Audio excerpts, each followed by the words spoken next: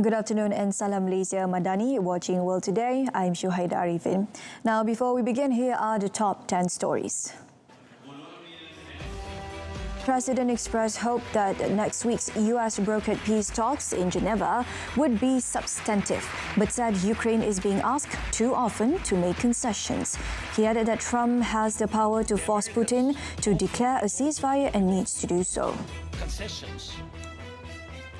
German Chancellor met Chinese Foreign Minister on the sidelines of the Munich Security Conference, with both sides pledging to enhance practical cooperation and strengthen bilateral ties. The Chinese Foreign Minister said China is ready to work with Germany on high-level exchanges and a strategic partnership, while Germany reaffirmed its commitment to the rules-based international order and the World Trade Organization. Britain will deploy its aircraft carrier group to North Atlantic this year in a show of force against Russian threats in the Arctic. Prime Minister Keir Starmer said the group, dubbed Operation Firecrest, will include warships, F-35 jets and helicopters. Madagascar declared Cyclone Gaza a national disaster on Saturday after the storm killed 43 people and caused widespread destruction across the island nation. The government said it would focus on strengthening resilience to mitigate the impact of climate change, with the cyclone affecting 25 districts in 5 regions. A 30-year-old man from Cambodia tested positive for H5N1 human avian influenza, the first case this year. He experienced fever, cough and abdominal pain, but has recovered and returned home on 14 February. Thousands of anti-government protesters led by students marched peacefully through a western Serbian city on Saturday, demanding early elections and accountability for violent police actions 6 months ago. Protesters and right groups accused police of using excessive force, while authorities said officers were responding to attacks by demonstrators. Dozens of demonstrators marched through the streets of Dhaka calling for tougher action against homosexuality after authorities detained people allegedly involved in same-sex relations, intentional HIV transmission and a suspected child abuse network. The protest comes as Senegal faces renewed tensions over LGBTQ issues following a series of arrests and investigations that have stirred public debate in the socially conservative West African nation, where same-sex relations are criminalized and punishable by prison. Burundi's president officially became the new chairperson of the African Union for 2026. The Angolan president expressed his honor in handing over the African Union chairmanship to his successor and extended his congratulations on behalf of the Angolan people and himself personally.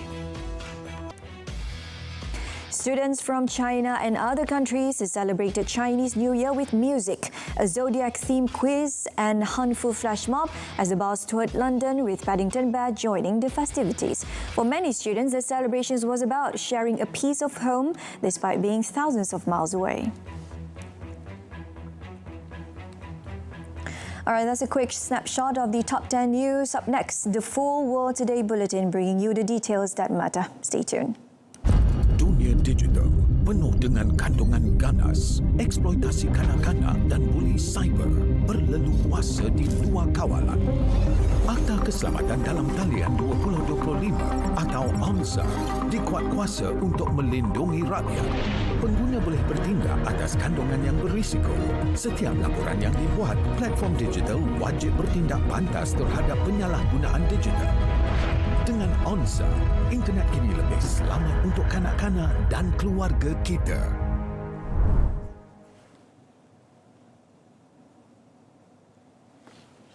Thanks for joining us again. Ukrainian President Volodymyr Zelensky expressed hope that next week's US brokered peace talks in Geneva would be substantive, but said Ukraine is being asked too often to make concessions. He also accused Moscow of seeking to delay decisions by changing its lead negotiator. We truly hope that the trilateral meetings next week will be serious, substantive, helpful for all of us, But honestly, sometimes it feels like the sides are talking about completely different things. Zelensky added that Trump has the power to force Putin to declare a ceasefire and needs to do so.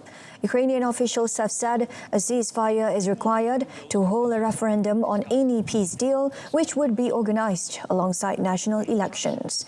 Zelensky said he wanted to hear what compromises Moscow would be ready for, as Ukraine had already made many of its own. German Chancellor Friedrich Merz met with Chinese Foreign Minister Wang Yi on the sidelines of the Munich Security Conference in Germany on Saturday, with both sides vowing to enhance practical cooperation and advance bilateral relations.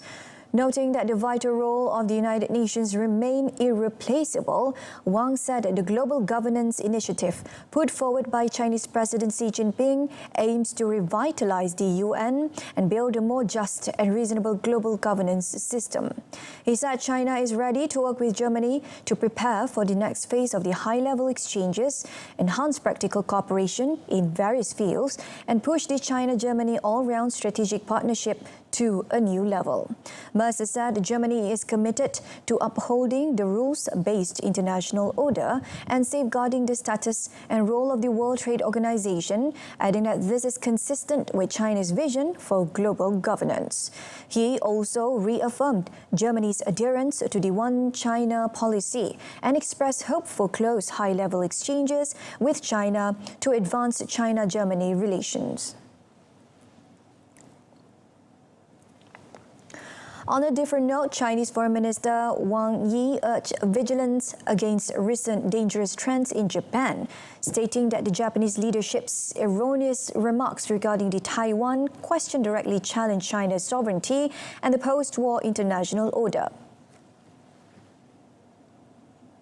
就是不久前，日本的现职首相公开声称，台海有事就构成日本可以 对外行使集体自卫权的危机存亡状态，这是80年来第一次公开讲这种话，直接挑战中国的主权，直接挑战台湾已经归还中国的2战的警惕了。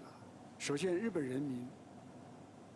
Speaking in Germany, Wang compared the post-war treatments of history by Japan and Europe. He noted that Germany has carried out a comprehensive liquidation of fascism and enacted laws banning the promotion of Nazism. In contrast, Japan still enshrines class war criminals in a shrine where Japanese politicians frequently pay homage and revere them as heroic souls. Britain will deploy its aircraft carrier group to the North Atlantic this year in a powerful show of force against Russian threats in the Arctic. Prime Minister Keir Starmer said that the group will include warship, F-35 jets and helicopters in what has been dubbed Operation Firecrest. Addressing the Munich Security Conference, Starmer said the aircraft carrier would operate with the United States, Canada and other NATO allies in a powerful show of commitment to Euro-Atlantic security. Starmer told the conference that Britain must be ready to fight. And I can announce today that the UK will deploy our carrier strike group to the North Atlantic and the High North this year, led by HMS Prince of Wales, operating alongside the US, Canada and other NATO allies, in a powerful show of our commitment to Euro-Atlantic security. The Carrier Strike Group is an international formation built around Royal Navy warships and supporting vessels. The operation will involve thousands of personnel from the Army, Navy and Air Force, the ministry statement added. France has also announced it will deploy its aircraft carrier group in the region in 2026.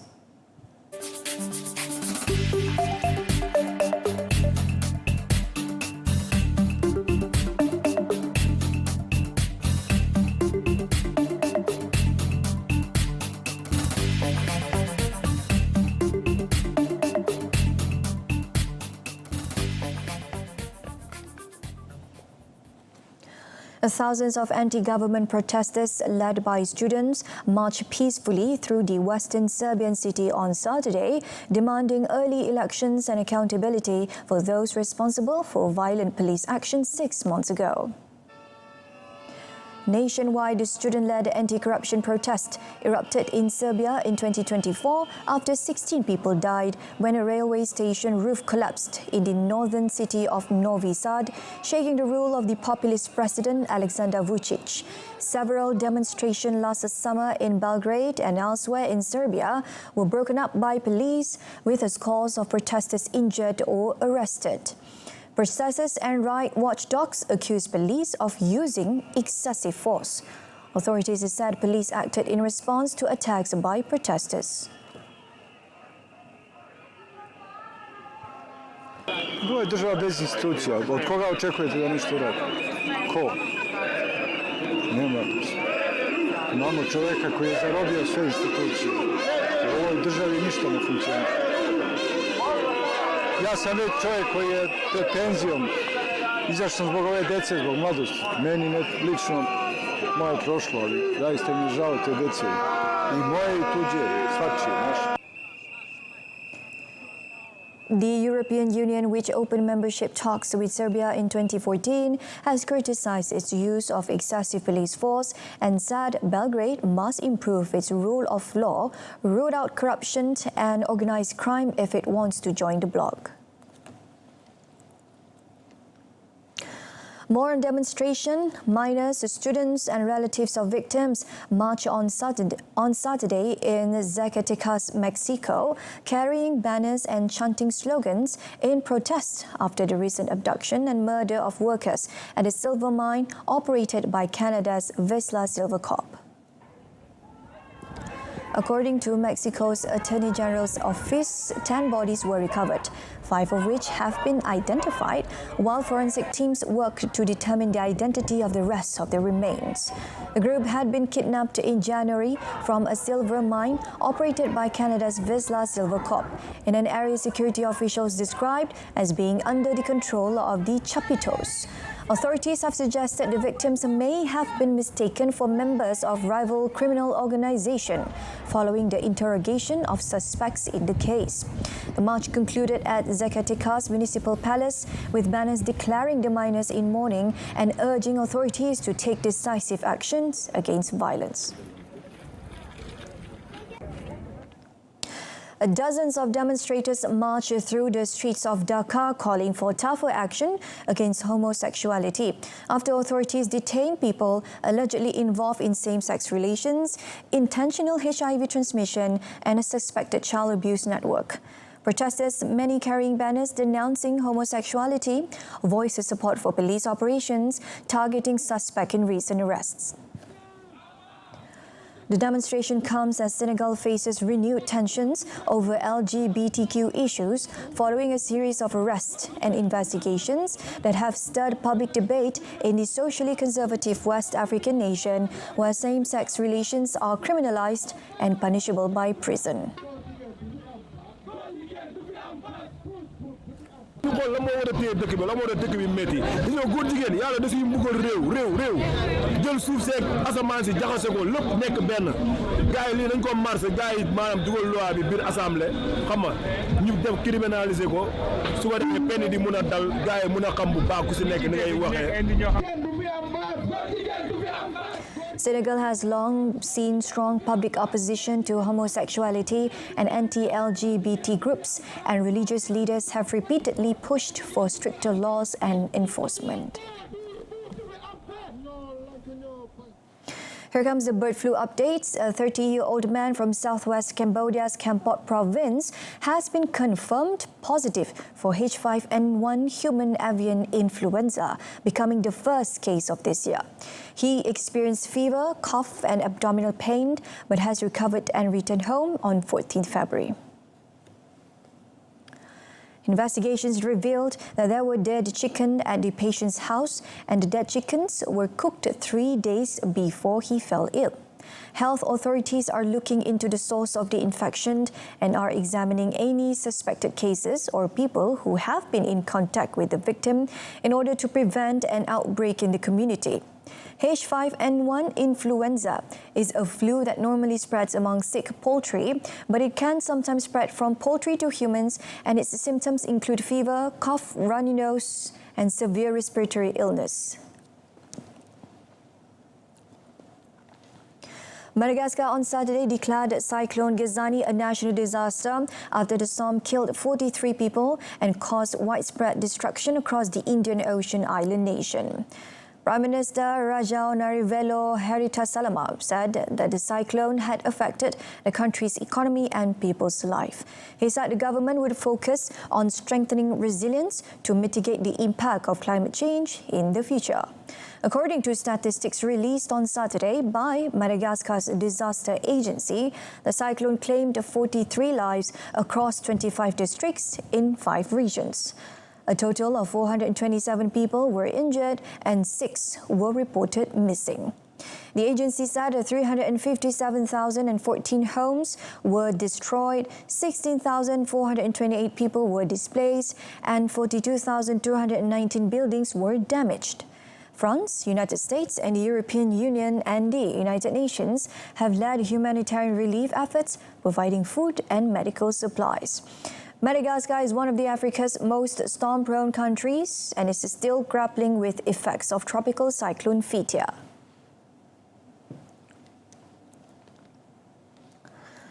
The death toll in war-torn Gaza Strip has risen to 72,051 since the conflict between Hamas and Israel erupted on 7th October 2023, with injuries reaching 171,706.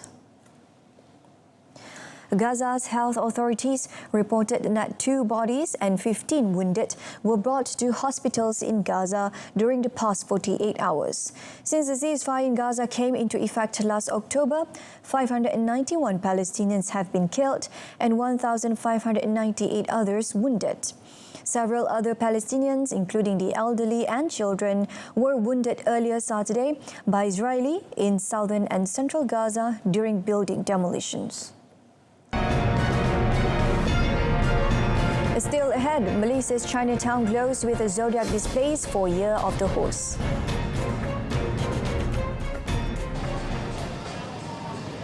Colourful inflatable horse puppet lanterns paraded through the Kuala Lumpur's Chinatown as an accompanying troop of drums and gongs rang in the Chinese Lunar New Year festivities. The parade, which echoed through Kwai Chai Hong, a heritage alleyway in Kuala Lumpur, began with an outdoor art installation of glowing lanterns shaped like horses and other animals of the Chinese zodiac created by artist Xavier Cho. The art display also features sculptures of the 12 zodiac guardians led by a 7-foot-tall horse figure. That remind me of my mom. So she is very, she don't usually speak love through words. They don't tell you I love you. Olden days, the parents wouldn't say I love you through verbally. So they will use something to represent and to protect you. So all this thing, right? When I grow older, then only I notice that is something that that Asian family will do.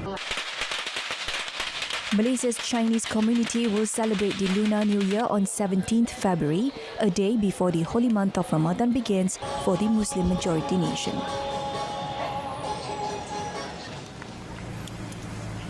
Students from China and many other countries celebrated the Chinese New Year with music and a fun zodiac-themed quiz during the Hanfu flash mob as the bus toured major landmarks across the London.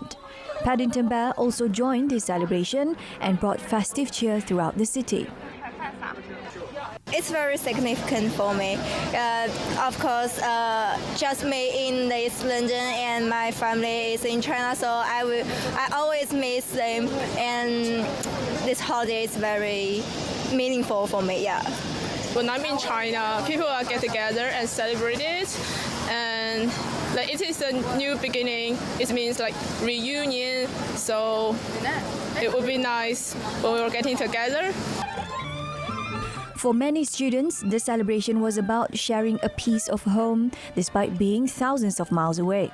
Chinese New Year, also known as the Spring Festival, is the most important traditional festival for the Chinese and a time for family reunions.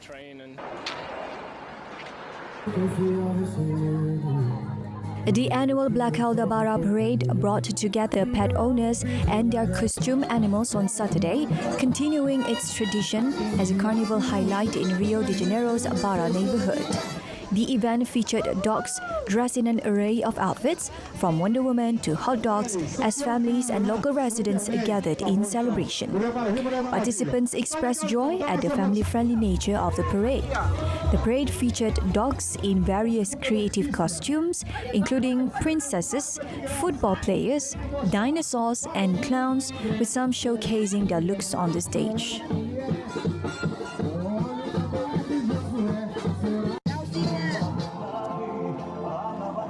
Dancers from Greece, Cyprus, and several other countries gathered on Friday night outside the Athens Panathenaic Stadium for the 30th Xenios Zeus Dance Festival, a 3-day celebration of traditional and contemporary dance that organizers say aims to promote cultural exchange and tourism.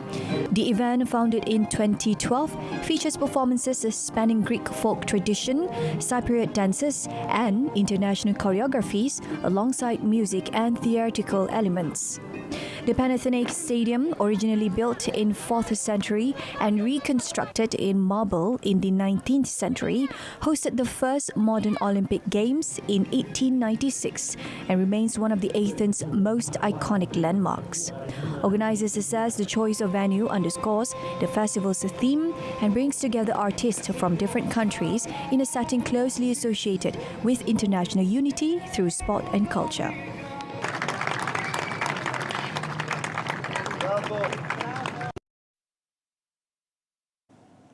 And that concludes our bulletin this afternoon. Do join us again this evening on TV1 and saluran Berita RTM at 8:30 p.m. for more news. Till then, I'm Shuhaida Arifin. Thank you for watching and have a wonderful Sunday.